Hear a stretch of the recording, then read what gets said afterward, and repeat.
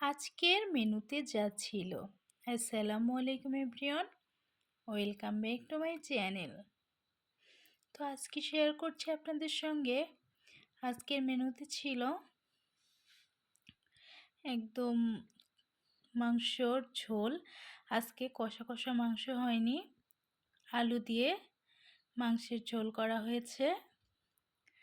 আর তার সঙ্গে আছে খুবই মজাদার কিন্তু খাবার, আছে এখানে চালের গুঁড়ার রুটি।